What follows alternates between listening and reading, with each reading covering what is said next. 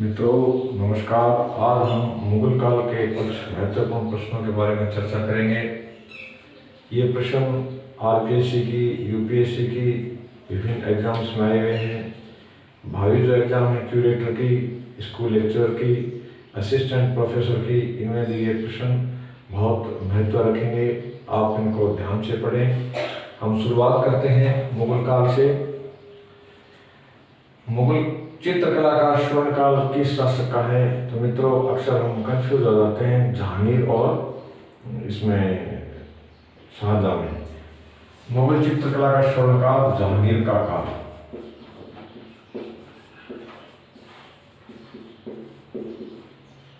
मुगल स्थापत्य का स्वर्णकाल है शाहजहां का काल।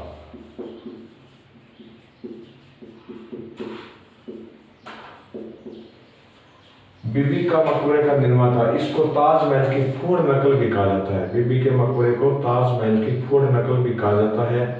यह मकबरा महाराष्ट्र के औरंगाबाद में स्थित है। मित्रों औरंगजेब वो मुगल बादशाह था जिसने 50 वर्ष तक शासन किया। 25 वर्ष उत्तर भारत में और 25 वर्ष वो दक्षिण भारत में लड़ता था। औरंगजेब को वैसे जिंदा पीर भी कहा जाता है। तो औरंगजेब ने अपने संघर्ष के दौरान जब उनकी पत्नी की निधन हो गया तो उनकी याद को बनाए रखने के लिए उन्होंने बीबी का मकबरा बनाया था। हालांकि इसको ताजमहल की फूड नकल कहते हैं। और ये इस पत्नी का नाम था रबिया दुर्रानी। रबिया उद दौरानी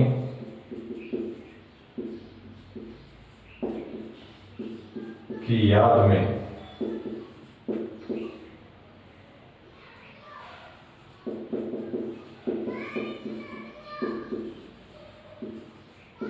औरंगजेब द्वारा औरंगाबाद में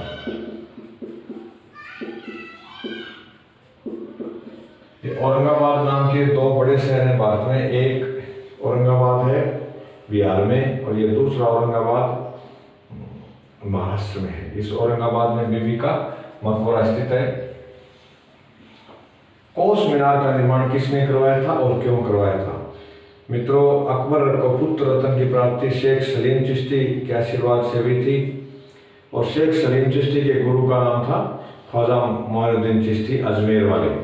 तो उन्होंने गुरु के गुरु का सम्मान करने के लिए प्रतिवर्ष यात्रा के समय आने वाली बाधाओं को दूर करने के लिए एक एक कोस पर यानी 3-3 किलोमीटर पर एक एक कोस मीनार, बहुत ऊंची मीनारें स्थापित की थी। और उनमें बड़े बड़े जो स्थान बना करके उन स्थानों के अंदर दीपक रखे जाते थे। बड़े बड़े दीपक जो चमड़े से बने हुए होते थे। और वो दीपक की लो जब सेना आती थी तो कभी वो बुझने नहीं दिया जाता था। और उसके प्रकाश से वो बादशाह, मुगल बादशाह अकबर पूरे लवाजमे के साथ आसानी से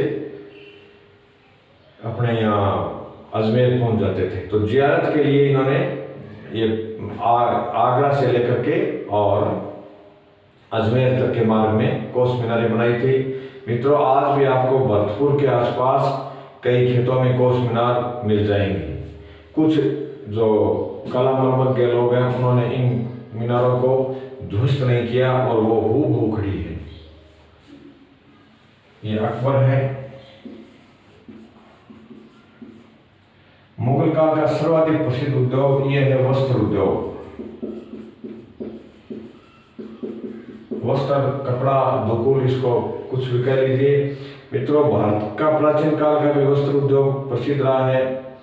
मुगल काल में भी यह प्रसिद्ध रहा है। ढाका की मलमल तो वर्ल्ड में फेमस हुआ करती थी मुगल काल में। ढाका जो वर्तमान में बांग्लादेश में कभी भारत में हुआ करता था। बाबर की मृत्यु के बाद किसको बादशाह बनाने के लिए खलीफा का षड्यंत्र हुआ? तो इसका जवाब है मेहदी ख्वाजा। मेहदी ख्वाजा के लिए, मेहदी ख्वाजा बाबर के पैरोई थे। वो नहीं चाहते थे कि बाबर की मृत्यु के बाद हुमायूं भारत का बादशाह बने। तो हुमायूं को गद्दी से दूर रखने के लिए मीर खलीफा ने बाबर के बहनोई मेहदी ख्वाजा के साथ मिलकर के एक षड्यंत्र रचा था। और वो ये चाहते थे कि बाबर के बहनोई भारत के बादशाह बने। उनका नाम था मेहदी ख्वाजा, और षड्यंत्र रचने वाले व्यक्ति थे मीर खलीफा, इसलिए मित्रों इसको खलीफा का षड्यंत्र कहा जाता है। अकबर की प्रथम और अंतिम विजय बहुत इंपॉर्टेंट क्वेश्चन है। अब मैं स्थान अभाव होने की वजह से ऊपर लिख रहा हूं इनके जवाब।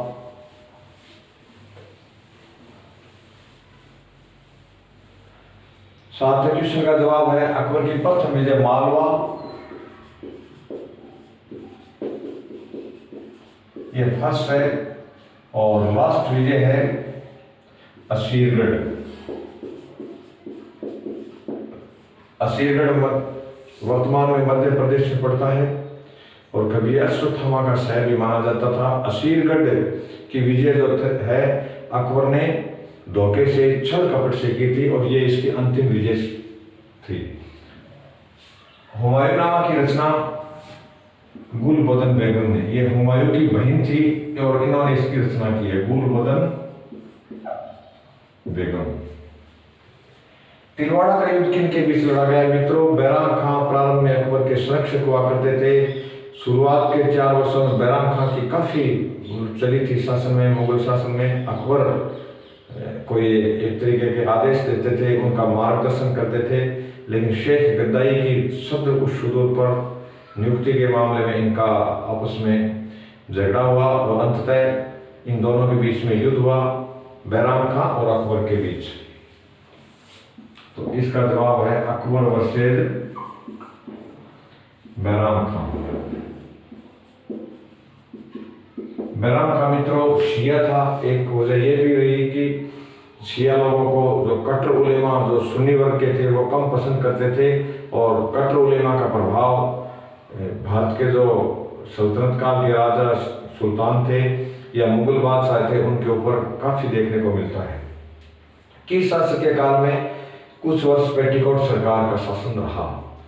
अकबर हुमायूं की मृत्यु के समय अवैश्यक था और अवैश्यक की स्थिति में वो भारत का शासक बना, तो इसलिए उसके मार्गदर्शन के लिए उसकी धाइमा माहम अनंगा ने, उसका क्या नाम था? माहम अनंगा।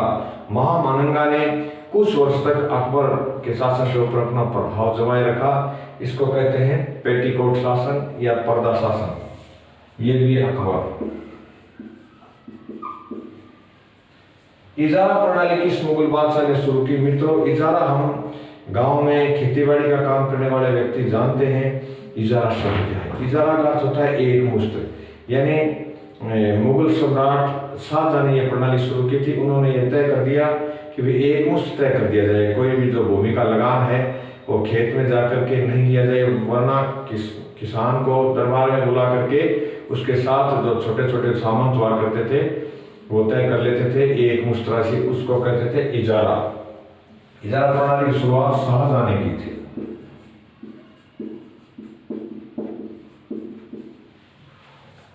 ताजमहल किसकी याद में बना और इसमें कितना समय लगा? तो ये सबको पता है, ताजमहल मुमताज महल की याद में शाहजहां ने बनवाया था। और मुमताज महल का अक्सर वास्तविक नाम पूछा जाता है, नूरजहां का भी वास्तविक नाम एग्जाम से पूछा गया है। मुमताज महल का वास्तविक नाम था अर्जुमंद बानो बेगम। हमने याद रखा है कि आगरा का ताजमहल मुमताज महल की याद में बनाया गया था। मुमताज महल उसकी एक उपाधि थी, शाहजहां के द्वारा दी गई। उसका वास्तविक नाम, कई बार वास्तविक नाम आ जाता है तो हम कंफ्यूज हो जाएंगे। दोनों नाम याद करें यहाँ पे, मुमताज महल और उसका वास्तविक नाम अर्जुमंद बानो बेगम। अर्जुमंद बानो बेगम। और मित्रों इसके निर्माता शाहजहां थे। 22 वर्ष लगे इसमें, बहुत इंपॉर्टेंट बात है। कितने वर्ष लगे? 22 वर्ष। फिर अकबर ये आता है ताजमहल। मुगल काल में मीर बहर क्या था? ये मित्रों सेना का अधिकारी हुआ, नौसेना का अधिकारी था।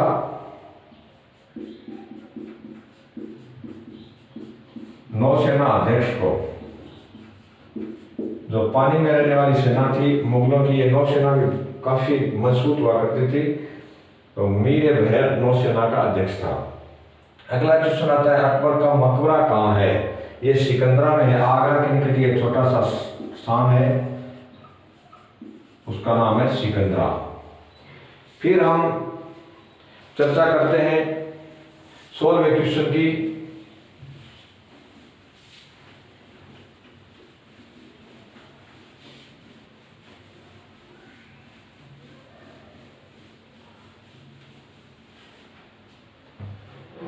सोलहवां क्वेश्चन है, किस मुगल बादशाह ने पुस्तकों के अलग अलग भाषाओं में अनुवाद के लिए एक अनुवाद विभाग बनाया?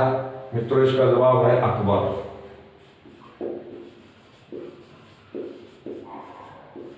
अनुवाद विभाग अकबर ने खोला था।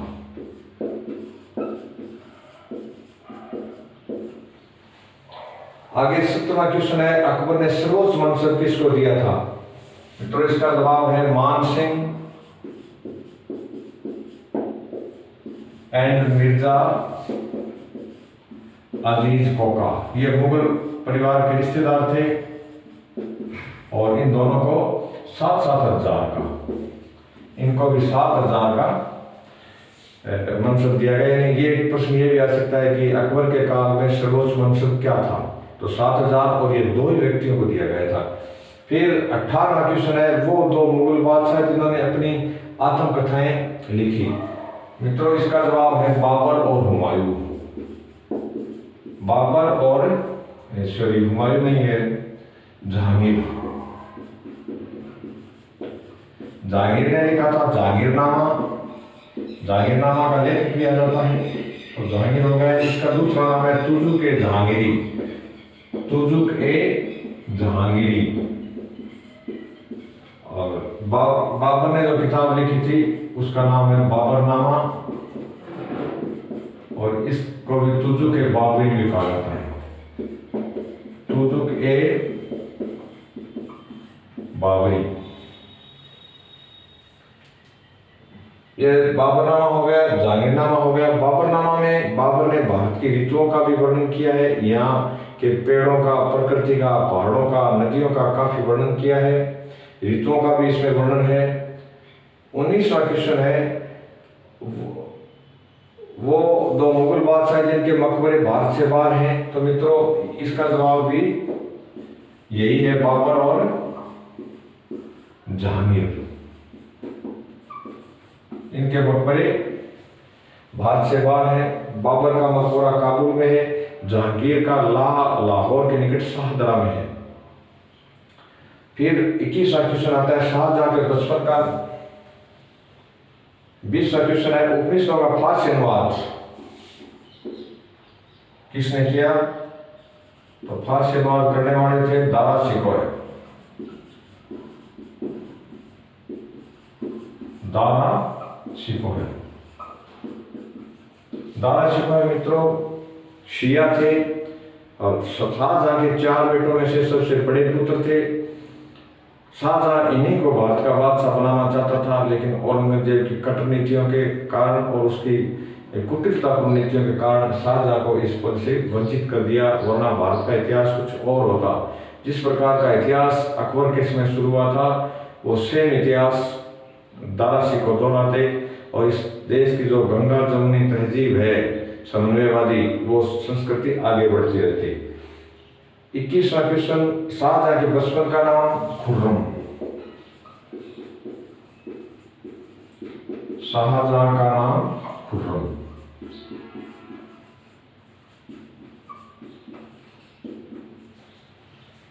22वां क्वेश्चन आता है तो मुगल काल में भूमि को कितने भागों में बांटा गया था? तो इसका जवाब है 4 भाग में। एक भूमि वो थी जिसको प्रतिवर्ष बोया जाता था, एक भूमि वो थी जिसको प्रतिवर्ष नहीं बो करके 2-2 साल से बोते थे, एक भूमि वो थी जिसको 4 वर्ष से बोते थे और 1 वर्ष भूमि वो थी जो कभी भी बोई नहीं जाती थी, यानी वो अनुर्वर भूमि थी। तो 4 प्रकार का वर्णन था, ये तो 4 भाग थे। 23वां क्वेश्चन है, अमल गुजार या करोड़ी की नियुक्ति किसने की? तो मित्रों ये जवाब है अकबर। भू राजस्व के संग्रह के लिए अकबर ने यह तय कर दिया था कि जो व्यक्ति 1 करोड़ इकट्ठे करेगा उसको करोड़ी का पद दिया जाएगा, और फारसी भाषा में उसको अमल गुजार कहते थे। तो इसका जवाब भी 23वें का भी अकबर है। 24वां क्वेश्चन है, हुमायूं की मृत्यु को 17 दिन तक छुपाकर रखने वाले व्यक्ति और 17 दिन तक वो बादशाह रहे, वो कौन थे? तो इनका नाम है मुल्ला बेगसी। मुल्ला, बहुत कम किताबों में उपलब्ध है ये प्रश्न, मुल्ला बेगसी। मित्रों ये क्वेश्चन आपके आने वाली जो म्यूजियम क्यूरेटर के एग्जाम है उसमें बहुत इंपॉर्टेंट क्वेश्चन है। 25वां क्वेश्चन है, अकबर का पूरा नाम? जलालुद्दीन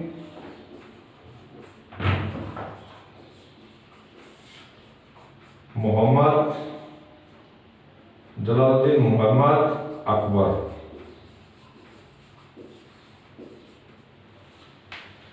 आज के हमारे 25 क्वेश्चन पूरे हो गए।